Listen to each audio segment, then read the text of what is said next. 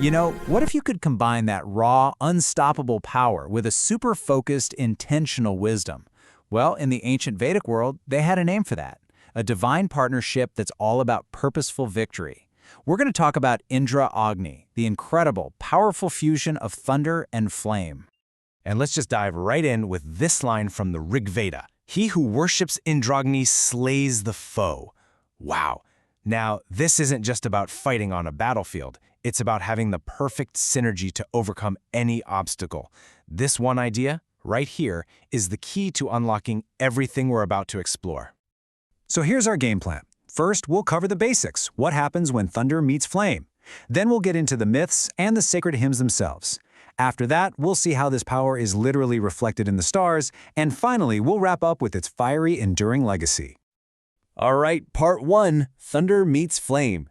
This is where we break down the whole idea of this partnership, this incredible union of the ultimate king and the ultimate priest.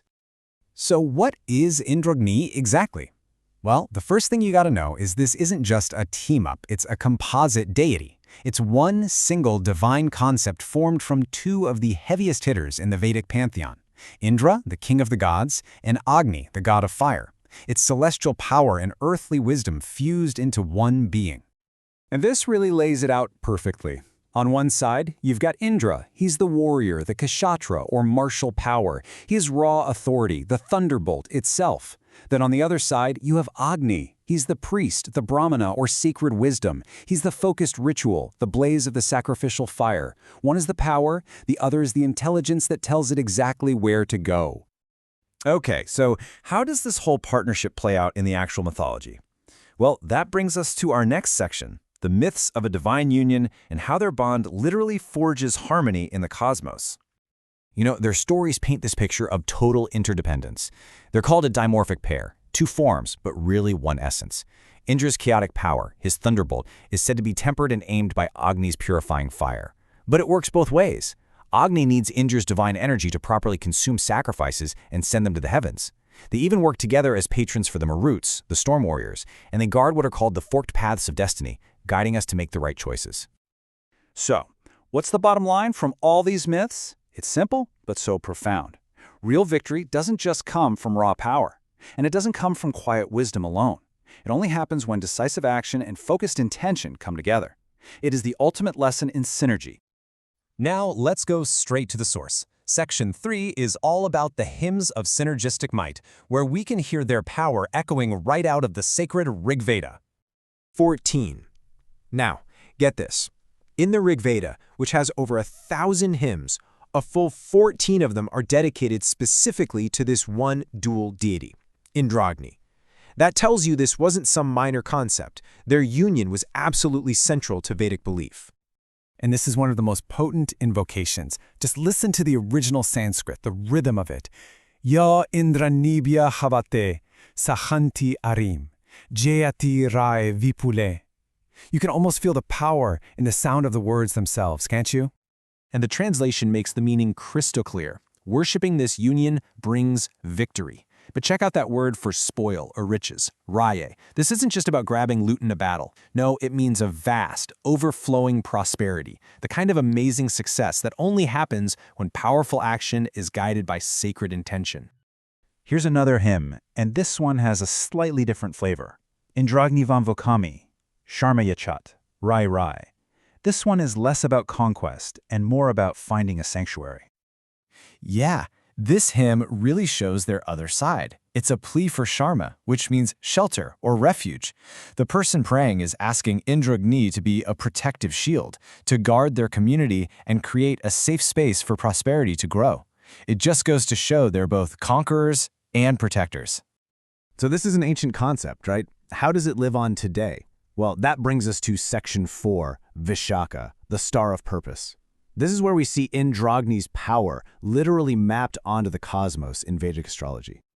So in Jyotisha, or Vedic astrology, the sky is divided into 27 zones called nakshatras. And guess who rules the 16th one? Indragni. It's called Vishakha, and its symbol is the forked branch, which represents having to make a choice. Its core power, its Shakti, is the ability to achieve many different kinds of success. a perfect echo of what Indra Agni is all about. Let's look at the astrological profile of Vishakha. It's ruled by Jupiter, the planet of wisdom and expansion. Its nature, or guna, is Rakshasa, which in this context means a fierce, almost obsessive sense of purpose. And its animal symbol is the tiger, bold, passionate, and powerful. You can totally see the blend of Indra's ferocity and Agni's focus in every single aspect here. So what does this mean for people born under this star? Well, they're said to be these passionate achievers, driven by this intense, charismatic determination.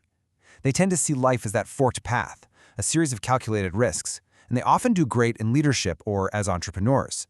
Now, the flip side, that same intensity can sometimes boil over into jealousy or ambition that goes too far, which, funnily enough, mirrors some of Indra's own stories. And for anyone looking to connect with this energy, or maybe even balance it out, tradition offers some really simple practices. Chanting the mantra Om Indragni Namah, offering red flowers, which are tied to fire and passion, and doing this on a Thursday, the day that's ruled by Jupiter.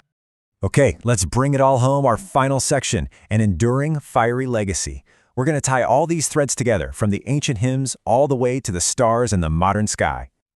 And here we are, full circle, back to that line that started this whole journey.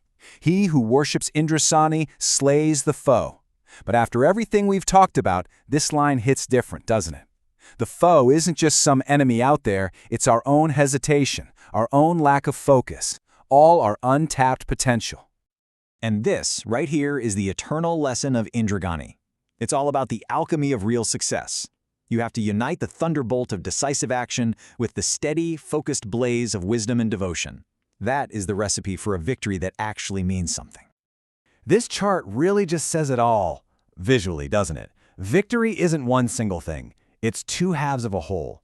You absolutely need the thunderous action of Indra, but it has to be balanced by the focused flame of Agni. One without the other is just incomplete. It's half a victory. So, I'll leave you with this question to chew on. As you look at your own goals, your own challenges, where in your life could you use a little more of that thunderous, decisive action united with a clear, focused, intentional flame? Think about it.